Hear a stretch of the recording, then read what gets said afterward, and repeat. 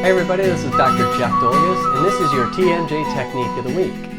This one's called How to Cure the Clicking Jaw, Part 1. One of the most common symptoms that people have when they come into my office is that my jaw clicks or it pops or it gets stuck or locked. So that I classify under dysfunction, and that usually means there's some form of intracapsular problem, which we would call an internal derangement. So in the jaw joint, there's a ball and there's a socket and there's a disc that sits in between the ball and the socket. All of those structures move around. Well, the socket really doesn't.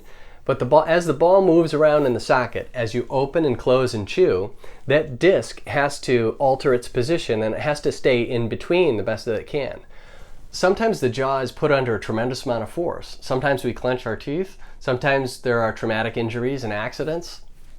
And many times, some studies will show in up to 50% of the general asymptomatic population, there is some level of internal derangement. So those discs aren't always where they're supposed to be. With a clicking jaw, if you want to get over the click or if you want to eliminate that click, there's basically 3 ways to do it. I'm going to talk about the first way. The third way, by the way, is surgery, which we'll get to at a later video. But the first 2 ways have to do with physical therapy techniques. Now the first way is if your jaw clicks really early in the opening cycle, meaning you open just a little bit and it pops. Okay, and you don't have to exert a lot of effort in order to get it to pop. So this is going to be called recapture.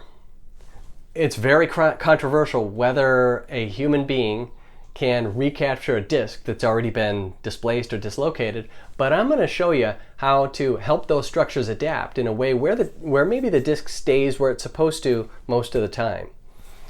Your body structures will follow your habitual movement patterns. So what we want to do is we want to change our habitual movement patterns if our current ones are leading to dysfunction. So with the jaw joint, what I'm going to have you do is I'm going to have you open past the click and then touch your front teeth together on the edge. And then open again and see if it clicks. Now if it doesn't, then this is what you could do. During the day, anytime you think about it, remind yourself to touch your front teeth together and tap 3 times. All you're doing here is you're providing a reminder. You're not changing your bite, you're not changing your jaw position.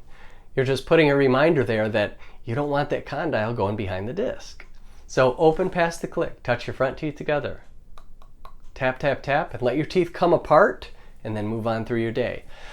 Do this as many times as possible. It might take years for that disc to, quote, recapture. What really has to happen is the disc has to reshape and the structures have to adapt in a functional pattern that's consistent with your habitual movements.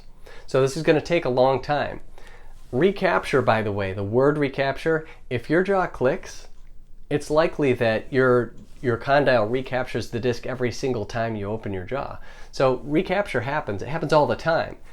It's easy to recapture in a lot of cases. It's just really hard to keep the disc there once it's recaptured. So I hope this has been helpful. I want you to try that every day over the course of at least a month. So, studies show it takes about 30 days in order for us to build a new habit. I want you to do this maybe 10 times a day. Just tap, tap, tap. That's it. So do that for 30 days and then see if you notice any difference in the way that your jaw feels in terms of how much is it clicking and is the clicking louder or softer. Put your results at the bottom. Ask me any questions down below. Hit subscribe if you're interested in this kind of information. Thanks for listening, and I'll see you next time.